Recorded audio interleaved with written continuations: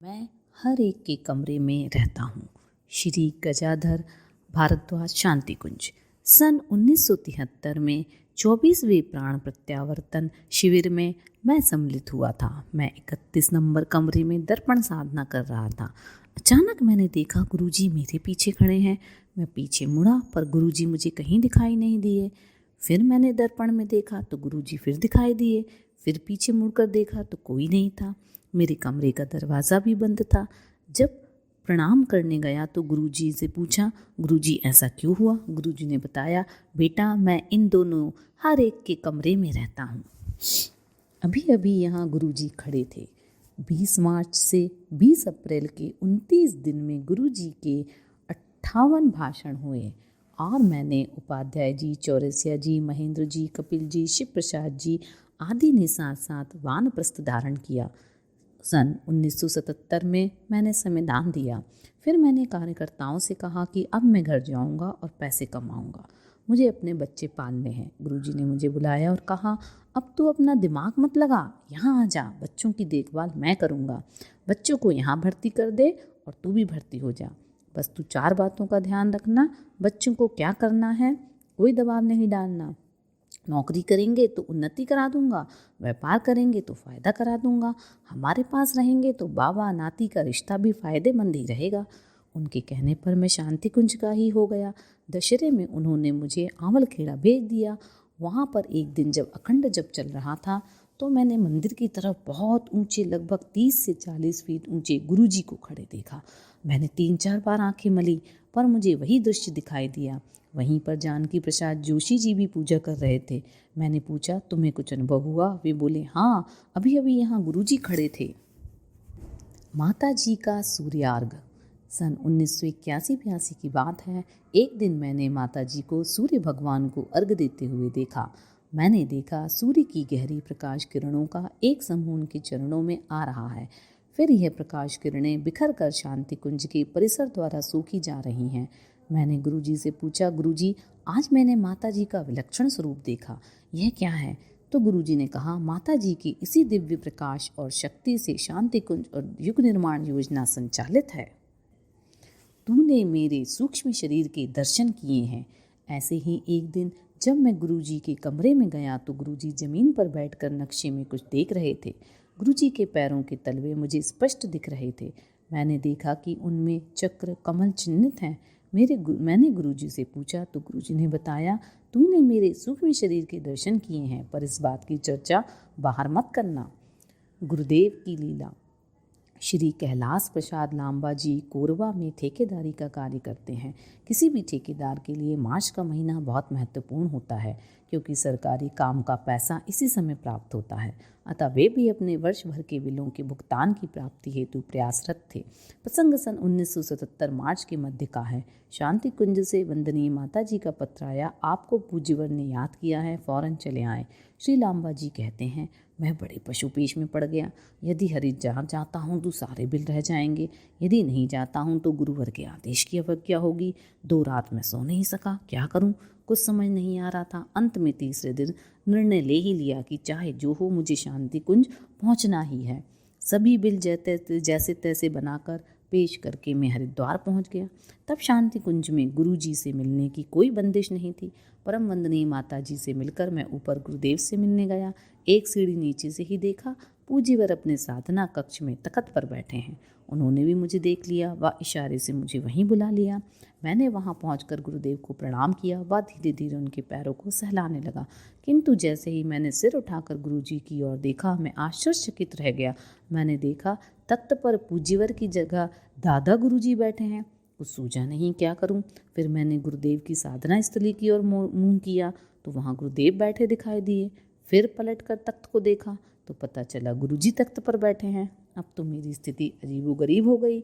मैंने फिर साधना स्थली देखी तो वहाँ दादा गुरुजी थे। तख्त पर देखा तो वहाँ भी दादा गुरुजी नजर आए। फिर साधना स्थली पर गुरुजी दिखे। इस प्रकार 3 बार अलट पलट कर देखा। मेरी स्थिति विचित्र हो रही थी। मुझे कुछ सूझ नहीं पड़ा। मैंने गुरुदेव के चरणों में अपना सिर रख दिया और मन ही मन कहने लगा, गुरुदेव आपकी लीला न्यारी है, मैं कंचन कुछ भी नहीं समझ सकता। तब गुरुदेव ने मुस्कुराते हुए मेरे सर पर प्यार भरा हाथ रखा हुआ कहा, तूने कुछ नहीं देखा, उठ जा, मैं तेरा सब काम ठीक कर दूंगा। उस समय तो मुझे कुछ समझ नहीं आया, लगा कि गुरुदेव तो ऐसे कहते ही हैं, पर सचमुच उन दिनों में आर्थिक तंगी के दौर से गुजर रहा था। घर आने पर पता चला मेरा 2.5 लाख का बिल पास हो गया था और मैं आर्थिक तंगी के भंवर से उबर चुका था। ऐसे कृपालु थे पूज्यवर। उनका विश्राम। श्री वीरेश्वर उपाध्याय जी बताते हैं कि विश्राम के क्षणों में भी उनकी चेतना सक्रिय रहती थी। हमें लगता था वे विश्राम कर रहे हैं, परंतु उन क्षणों में वे सूक्ष्म स्तर से अन्य कार्यों में लगे रहते थे। वे बताते हैं कि मेरे मथुरा छोड़ने जून 71 तक आप निश्चित रूप से इसी शरीर में रहेंगे। यह आश्वासन पूज्य गुरुदेव ने कुछ स्नेही अनुयायी परिजनों को स्पष्ट शब्दों में दिया था। विदाई वर्ष के कार्यक्रमों की श्रृंखला में वे लगातार कई कई दिनों तक मथुरा से बाहर रहे। ऐसे ही एक अवधि में उक्त आश्वासन प्राप्त व्यक्तियों में से 2 जयपुर से श्रीमती चंद्रमुखी देवी रस्तोगी के पति तथा भोपाल से श्री रामचरण राय की स्थिति गंभीर होने के पत्र एवं टेलीग्राम मथुरा पहुंच गए। दोनों ही गंभीर हृदय रोग से पीड़ित थे। 3 दिन बाद पूज्य गुरुदेव दौरे से लौटे। सवेरे के समय मथुरा पहुंचे। आवश्यक सूचनाओं के साथ उन्हें उक्त जानकारी भी दी गई। थोड़ा सोचकर वे चिंतित स्वर में बोल उठे, कहीं यह दौरा दोनों के लिए घातक ना हो। यह शब्द उन्होंने नहाते धोते भोजन करते कई बार कहे। फिर नियमानुसार भोजन के बाद विश्राम के लिए चले गए। कहते गए कि तुम लोग अपना काम कर लो और घंटे भर बाद मिलो। घंटे भर बाद मिलते ही स्पष्ट शब्दों में बोले, अब टेलीग्राम भी भेज दो और पत्र भी लिख दो कि वे निश्चिंत रहें, सब ठीक हो जाएगा। वैसा ही किया गया। बाद में पता लगा उसी दिन दोपहर से दोनों परिजनों की तबीयत में काफ़ी तेज़ी से सुधार आने लगा और वे स्वस्थ हो गए।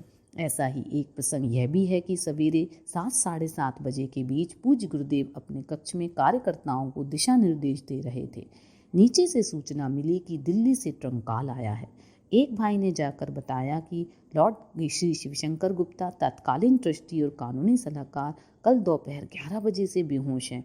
सवेरे तक होश नहीं आया।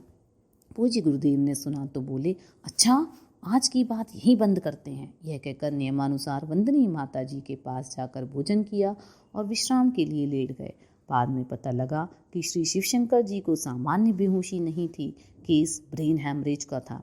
परिजनों को इसका एहसास भी नहीं था और एक सामान्य चिकित्सक को दिखाकर ही परिणाम की ये प्रतीक्षा करने लगे थे। दोपहर 11 बजे से शाम हुई, रात बीत गई। तब सवेरे पूज्य गुरुदेव को फ़ोन से सूचना दी और एक भाई वहां से हरिद्वार के लिए रवाना भी हो गए। फ़ोन से सूचना पाकर पूज्य गुरुदेव जिस अवधि में विश्राम में रहे, उसी बीच श्री शिवशंकर जी की बेहोशी टूटी। उन्होंने आंखें खोली, बोले कुछ नहीं। तकलीफ पूछने पर सिर की तरफ इशारा भर किया। सहारा देने पर बैठ गए। चाय के लिए पूछा तो सिर हिलाकर सहमति दे दी। चाय के साथ एक आध टुकड़ा ब्रेड का लेकर लेटे और पुनः उसी बेहोशी में डूब गए। बाद में उनके रोगोपचार का लंबा क्रम चला। उन्हें कई चमत्कारी अनुभव भी हुए। डॉक्टरों को आश्चर्य में डालते हुए वे ठीक हो गए। लेकिन उक्त प्रसंगों से यह स्पष्ट होता है कि युग ऋषि का कथित विश्राम कैसा होता था। शरीर को स्थिर छोड़कर वे चेतना स्तर पर कैसे विलक्षण प्रयोग किया करते थे। जब गुरुजी ने इलाहाबाद में पुस्तकें पढ़ी। माधोपुर के श्री बहादुर सिंह बताते हैं कि इलाहाबाद वाले श्री रामलाल जी ने मुझे एक घटना सुनाई। पूज्य गुरुदेव मध्य प्रदेश के दौरे पर थे। उन्हें इलाहाबाद होते हुए जाना था। स्टेशन के लिए निकलते समय बोले, ट्रेन तो देरी से है, इस बीच यूनिवर्सिटी पुस्तकालय हो लेते हैं। पहले भी गुरुदेव पुस्तकों के लिए 2-3 बार इलाहाबाद पुस्तकालय आ चुके थे। यह सोचकर कि यदि देर हो जाएगी तो यूनिवर्सिटी से ही सीधे स्टेशन निकल जाएंगे, मैं गुरुदेव का सामान आदि लेकर चलने लगा। गुरुजी बोले, भाई रामलाल यहीं आकर जाएंगे, अभी आते हैं। मैंने सामान रख दिया। विश्वविद्यालय के पुस्तकालय में पहुंचकर पूज्यवर ऐसे डूब गए कि उन्हें दीन दुनिया का होश ही नहीं रहा।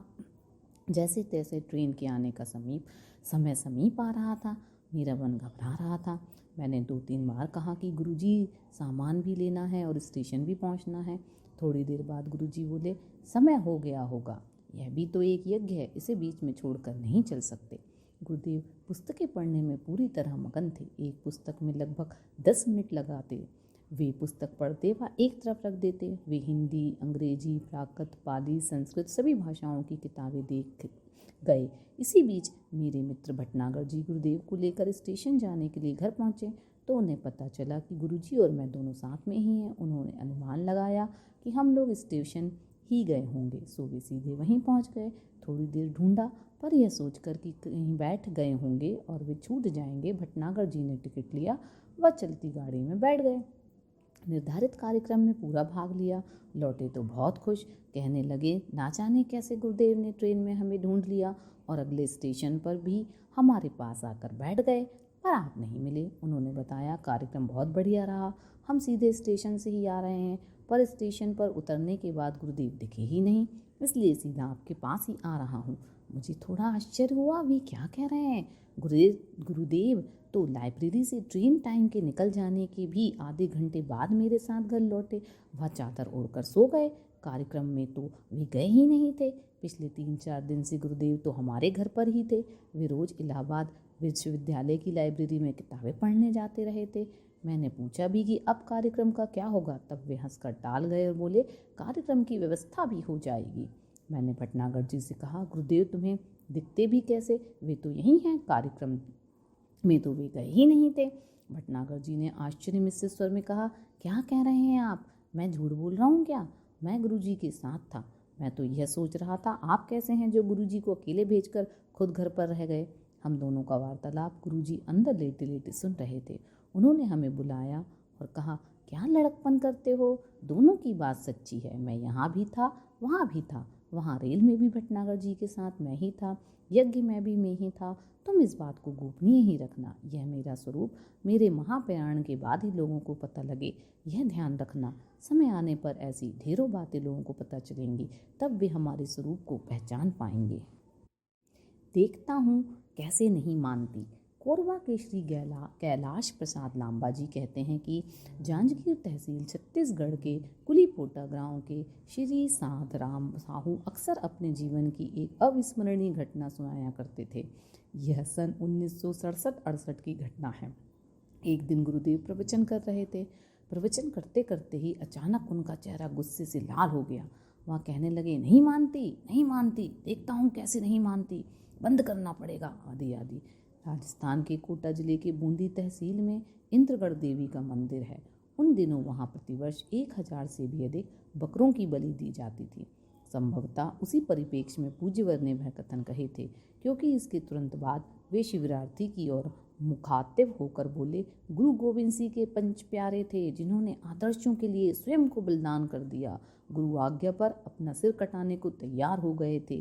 क्या आज हमारे शिष्यों में भी ऐसे पंच प्यारे हैं जो हमारी आज्ञा पर अपना सिर देने को तैयार हैं? शिवरात्रि शिष्य जो लगभग 50-60 की संख्या में थे, उनमें से 27-28 व्यक्तियों ने हाथ उठाया। पुनः गुरुदेव ने पूछा, देखो भाई, ये बताओ कितनों को घर से परमिशन लेनी पड़ेगी? अभी यहीं से जाने के लिए कौन कौन तैयार है?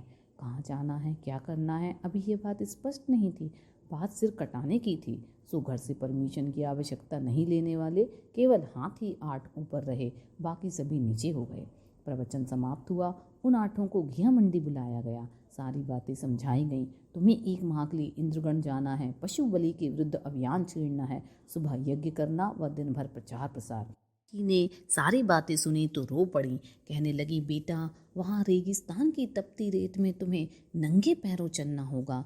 जब वहाँ रेत की आंधी चलती है तब कुछ नहीं सूझता है, खाने पीने का कोई ठिकाना नहीं। भारी मन लिए उन्होंने हमारे साथ 5 किलो सत्तू व 1 किलो गुड़ बांध दिया। कहा, बेटा, जब भूख लगे खा लेना। दिए हुए पते पर 8 बलिदानी गए। देखा पूरा खटीकों का गाँव था। गांव से बाहर अपना तंबू लगाया। जैसा समझाया गया था वैसा कार्य सबने दूसरे दिन से प्रारंभ कर दिया। तीसरे दिन एक साधु मिला, केवल लंगोटधारी।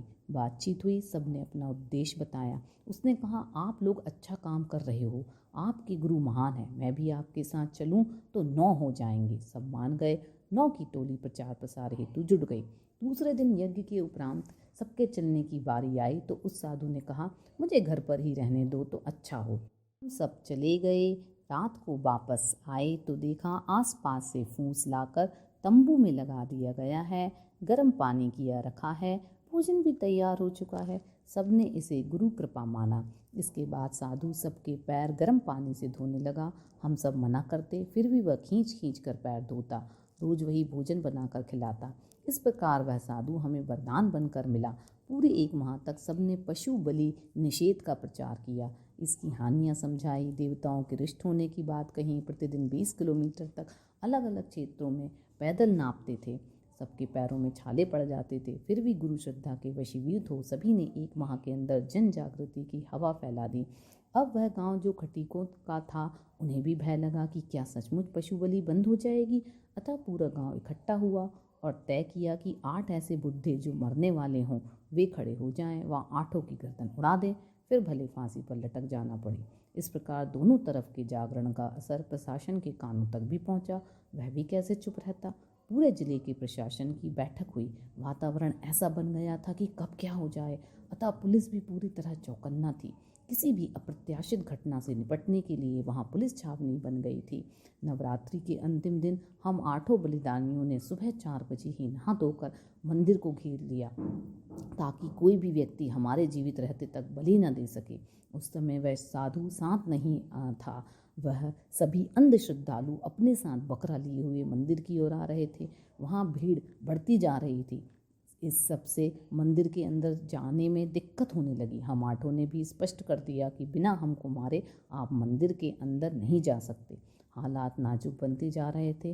अचानक वे लंगोटधारी साधु अपने कंधों पर बकरा लादे हुए प्रकट हो गए। अपने साथी को इस प्रकार बकरा लाते देखकर हम सभी आश्चर्य में पड़ गए। सब कुछ सोच पाते इससे पहले ही उन्हें बकरे को नीचे पटका और जोर की गर्जना करते हुए बोल पड़े, पशु में भी आत्मा का निवास है। यह बात किसी को समझ में नहीं आ रही? हिम्मत है तो इस बकरे को काट कर दिखाओ।